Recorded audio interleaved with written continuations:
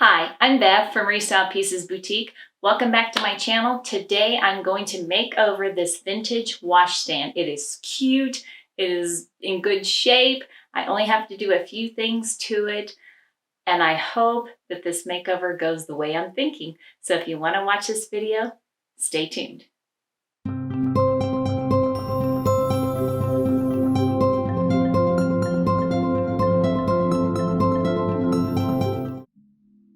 So here I'm using my Pure Power from Farmhouse paint. It's a degreaser and cleaner. I try to clean my pieces really well, and this one is really dirty, so it's going to need quite a bit of cleaning. And then I had my water bottle there. After I clean, I rinse well. So the first thing I'm going to do after I clean and rinse is to take off this back detail. Very easy. There was just 2 screws in the back, and I just flipped it off. Oh, wait a minute. No, I didn't just flip it off easy. The one screw would not come off, and so I had to just kind of twirl my board around to get that screw out.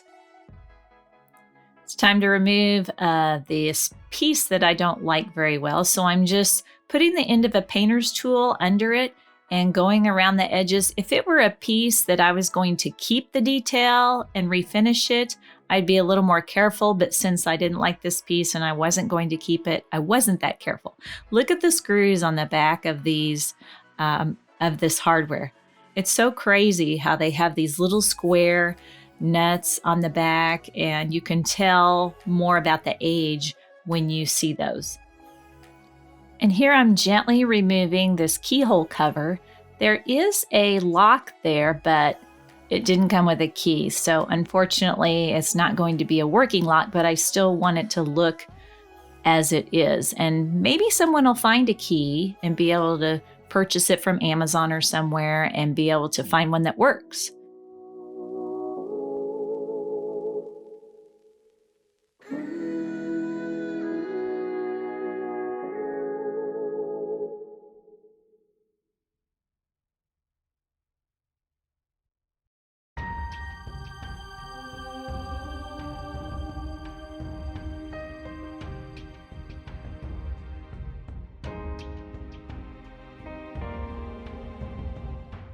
So here I'm just removing the rest of the hardware and taking all of the drawers out to make it easier to work on. And then I'm removing this weird little, I don't know what it is, metal band or something that they were using for a handle.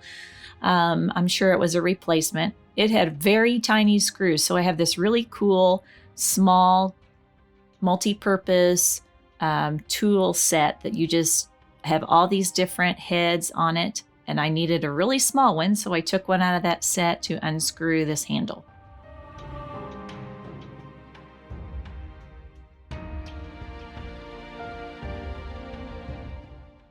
So you saw me cleaning the underside before. Now I'm just vacuuming out all of the piece and going to clean the whole rest of the piece.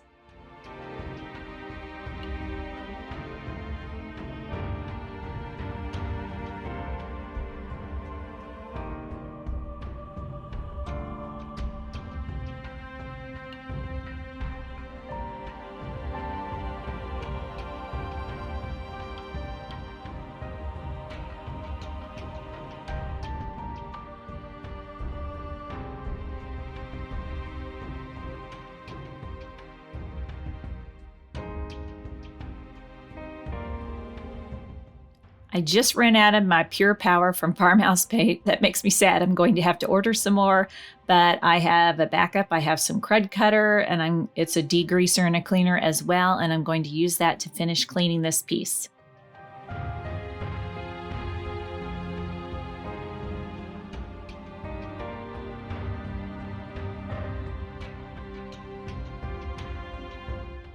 The reason cleaning is so important is that you want to get all that dirt and dust and grime and layers of grease or wax off so that you can make sure that when you're ready to paint that it sticks.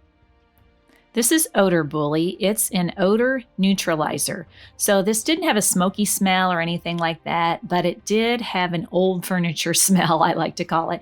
So I'm just spraying this on the inside of the piece, and you just let it dry. You don't wipe it off, and it refreshes and neutralizes any of those odors.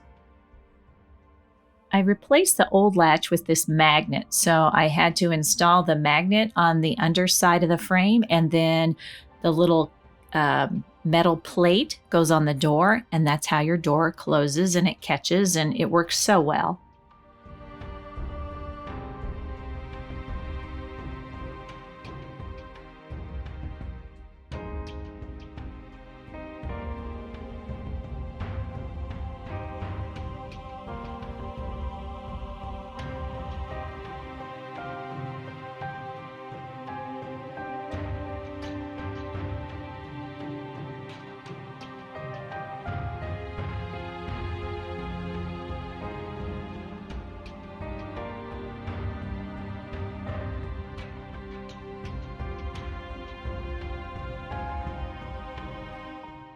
So here I am sanding the outsides and insides of the drawers because it had some leftover finish and just looked kind of grungy. So I'm doing that to make it look better. I am also using these white thumbtacks, and I am putting these in the inside of the frame on both sides where the drawers go in and out so that it doesn't wear the finish off when they go in and out.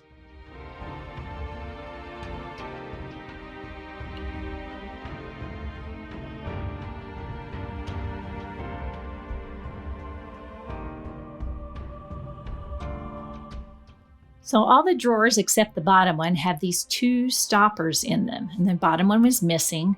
So I needed to put some in there so that the drawer didn't get pushed in too far. That keeps the drawer from sliding all the way in like that when it slides in too far. So I need to adjust those and make sure I put some more of those stoppers in. So here I'm using the other drawer and marking how far the stopper is from the edge. I write that on my paint stick, and then I use it to the bottom and make a line there so I know where to put those rectangle wood pieces.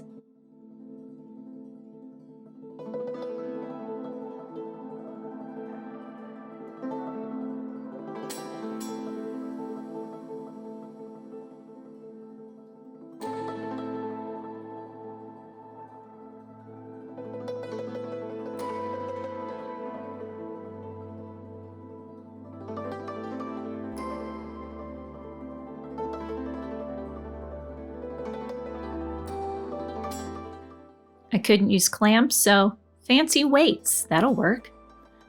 So here I'm scuff sanding some of the piece in order to rough my surface up so that my paint can stick and so that I get some of the imperfection off of the surface.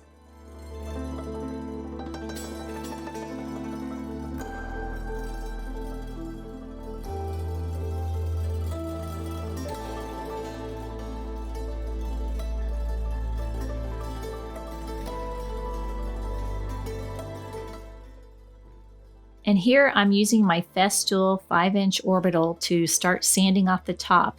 That went quick. Well, I didn't want you to have to watch it all.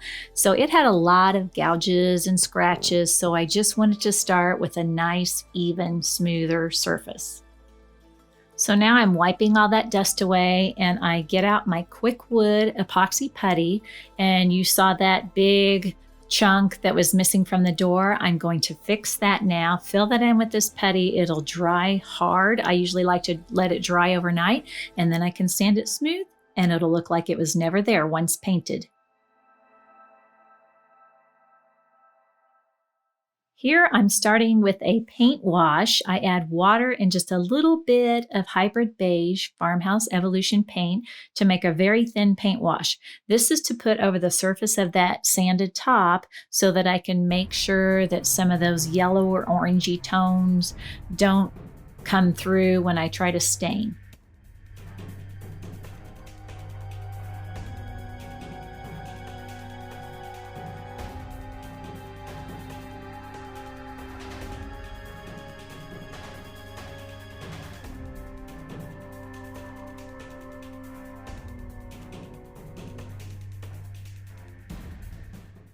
It looks very orangey now because it's wet, but when it dries, it will look a lot better.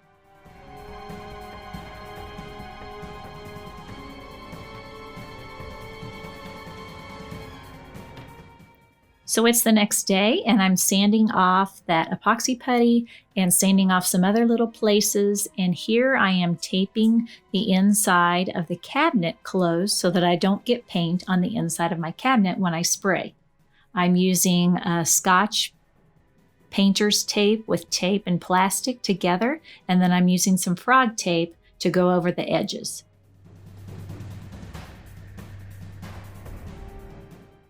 And here I'm using that same Scotch tape with plastic, just putting all that plastic over my drawer so that I can spray with my drawers inside the piece and not get any spray on the insides of the drawers.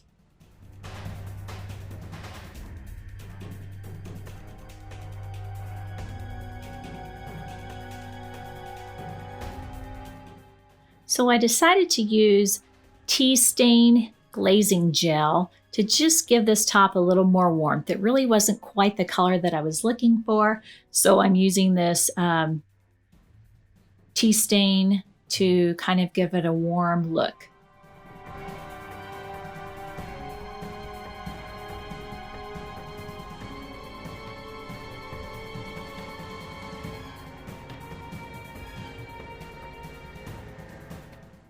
And don't worry about the edges of the top. I'm going to be painting those. So here I'm using Kills Restoration to prime my piece. Priming helps give your piece a nice even surface. It prevents bleed through. It helps your paint stick better. I have also taped up that top that I finished, so you'll notice that in the next scene. I forgot to film that part. So I strain my primer, I stir it well, and then I do add just a little bit of water because it needs the water to make it a little thinner to go through my paint sprayer. So after I do that, I put it through the filter and into my paint cup.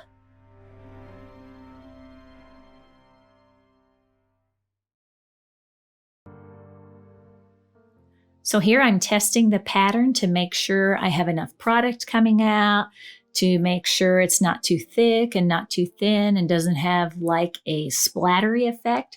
And I get a adjustment that I like, and I'm ready to go.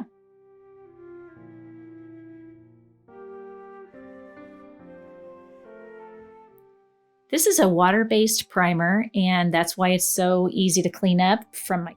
And I like to tint my primers. They can tint it a little bit gray, light gray at the hardware store when you get your primer, and that just makes it a good all-around color for priming.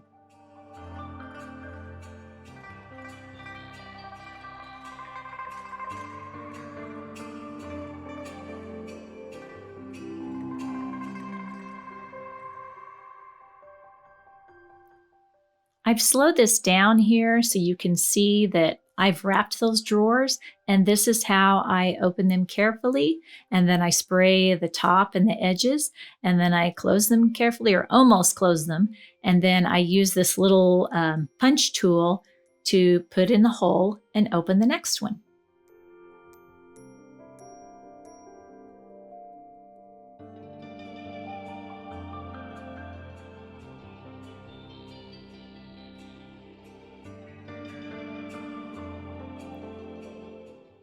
You'll see me here using caulk to caulk some of those seams. If you're painting a lighter color, those seams really show up, and I just think it gives it a better, smoother, professional look if you caulk some of those seams before you paint.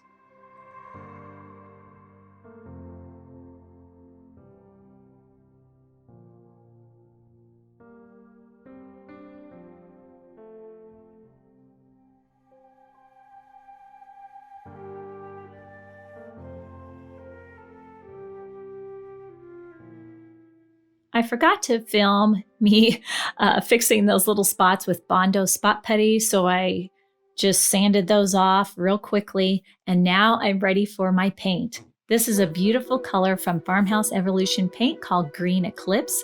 Again, you'll see me add the paint and then a little bit of water and just a little bit of Floetrol too. That helps to slow down the drying process and helps it to level better.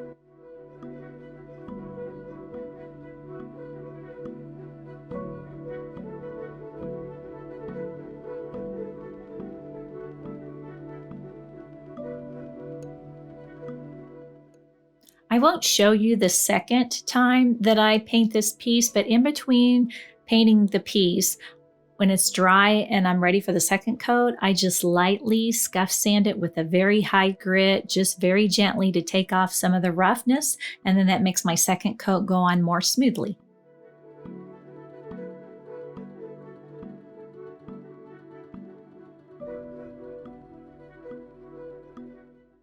And I painted this hardware gold, the spray paint, because I cleaned them. It didn't come out as well as I'd liked, and so I had to paint them. Here is one of my favorite parts, peeling off that plastic, and I can see those nice, clean, crisp lines between the paint and the wood.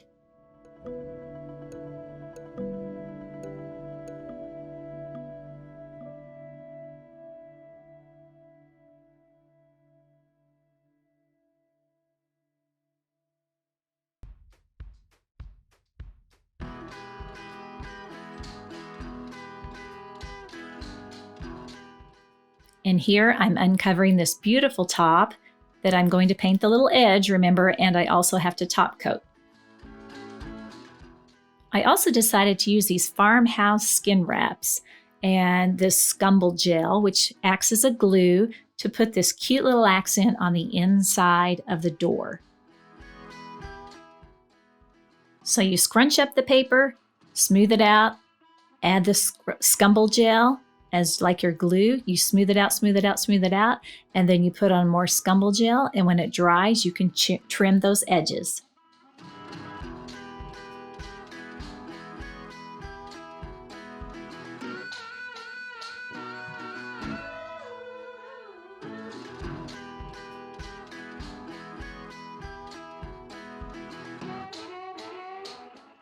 And there you have it. I just love that little accent piece. And there's the top. I'm going to use my artist brushes. I love this set of artist brushes, and I'll link all the things that I use on this project down below to just paint that rim around the outside of the top. Does this make you nervous to watch?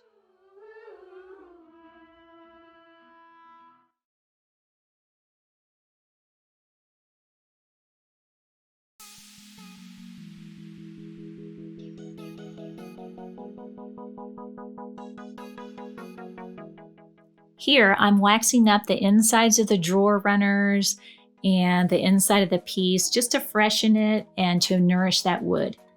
And now I'm spraying the top coat on the top. I used clear coat from Farmhouse paint. And then the final touch is to add these cute drawer liners. They are from my Amazon shop. They are also in my link down below. And I just measure, cut, and put them in. It takes some practice, but it's not hard at all. And then I just trim the edges if I have a little excess around the inside.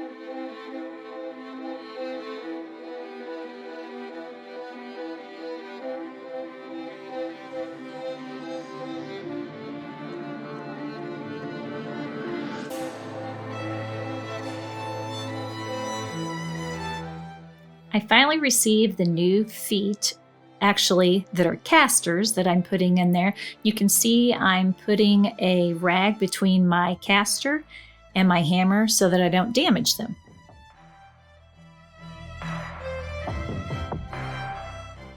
This is my final step, and check her out. Oh my goodness, I used Photo Room for this AI picture at the beginning that you just saw, and now I'll let you watch the video and the pictures and enjoy this cutie.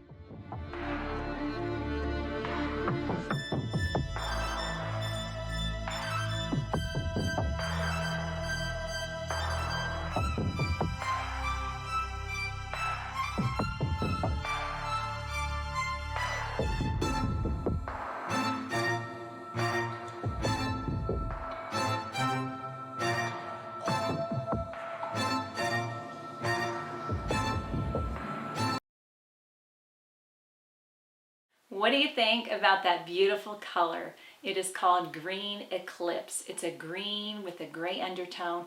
I love that gold hardware. I like the fact that I was able to keep that hardware, and I am so happy with this piece. If you would like to subscribe to my channel, I would really appreciate it. That way, when videos come out, you will get notified of the videos and you can watch the next one. So I have plenty of videos. If you have any questions or comments, please leave them down below in the comments, and I will see you next time. Bye-bye.